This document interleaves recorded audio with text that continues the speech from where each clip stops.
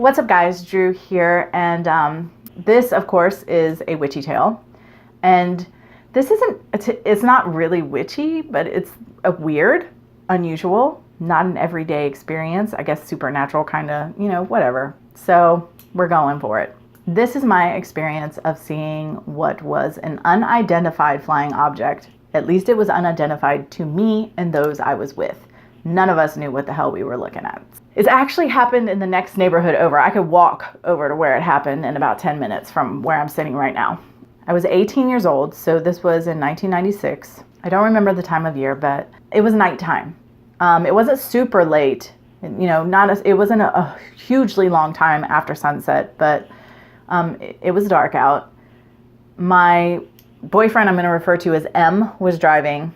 I was in the passenger seat, and our friend I'm going to refer to as J was in the back seat. And we were going to our friend, who I'll refer to as A, we were going to A's house. So you drive down the road to the neighborhood, and there's a stop sign. And right beside the stop sign, literally, is A's house. And so we pull up to the stop sign, and I'm freaking out, but I'm doing an inner freak out, and I'm just freaking out. And suddenly, Jay in the back seat says, "What the hell is that?" And my immediate response is, "You see it too," because I didn't know if it was just me. And then M notices and is like, "Oh."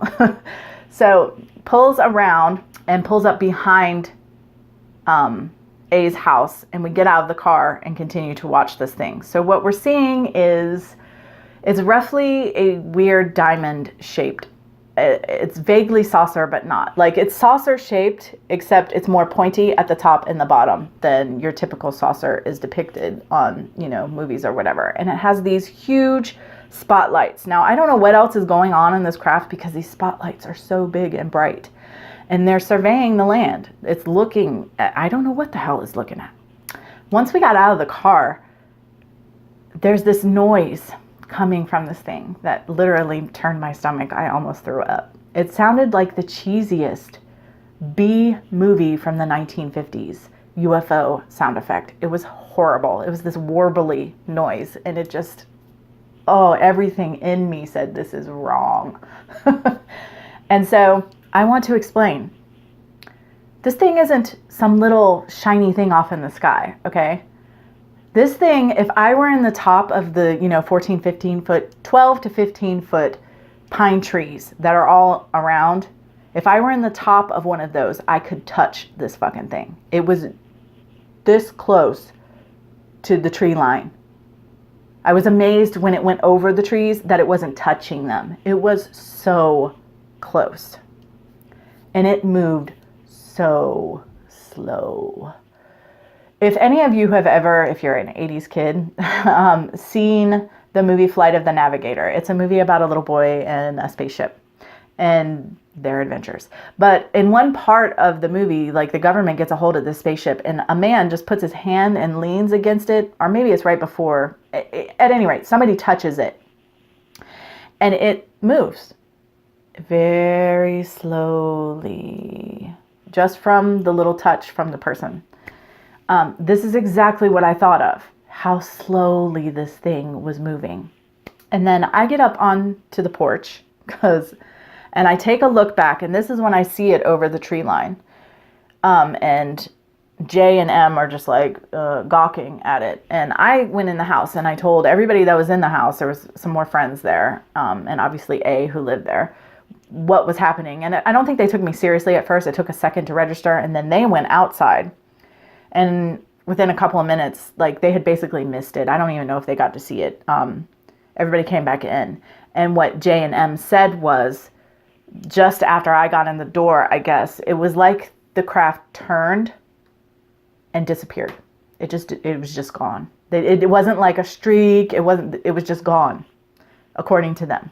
I saw a UFO. We saw a UFO. Again, I'm not going to tell you that there were little green men on board that UFO at all. Actually, I would not be surprised in the slightest to find out that it was a experimental flying vehicle made by the government or something. I live, I've mentioned before, between 3 military bases, and they're all equipped, and the planes and shit fly out of them. One of them is one of the largest Marine Corps bases in the world. At least it used to be, like, the second biggest.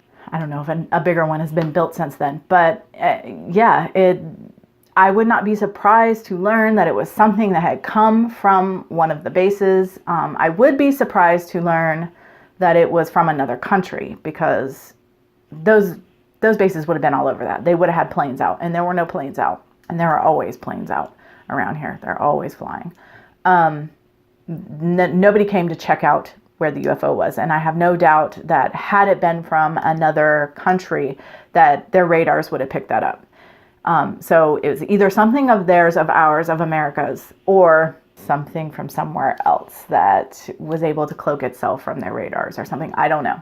I don't pretend to understand what it was. I'm just telling you, it absolutely was not anything that anybody flies on a regular basis and lets, the world, the citizens of the world, know about. And it was really freaky. It scared me. It scared me so bad.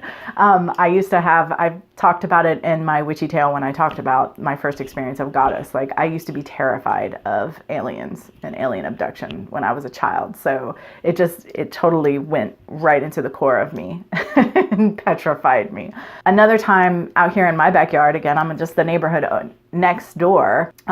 We joke that the mothership lives over this neighborhood anyway, because the weather in this neighborhood, like, you, again, walk 10 minutes to the neighborhood right next door and the weather will be totally different.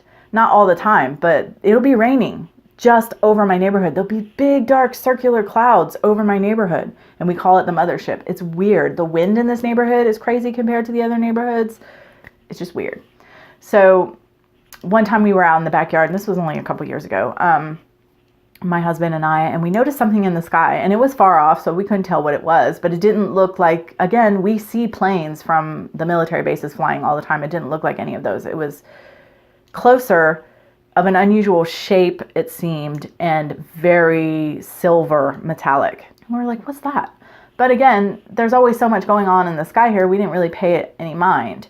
And although there were no chemtrails, there was no noise, and it didn't seem to be moving. But so we just went on about what we were doing, and I'm just long enough for me to look and do something and look back, it was gone. And it was a cloudless day. There was no clouds in the sky, and I watched for a while to see if it would, like, appear somewhere, like, it, trajectory wherever it had ended up, but it was just gone. So, we just kind of looked at each other like, mm-hmm. But that one, to me, could be anything. I don't know what that was. I mean, yes, I didn't know what it was, so technically unidentified, but because it was so far away. No, this other one that I saw when I was 18 and my friend saw with me, that was a fucking UFO. That's my story about unidentified craft. That's my experience of it. So as always, guys, thanks for listening. And until next time, much love and gratitude.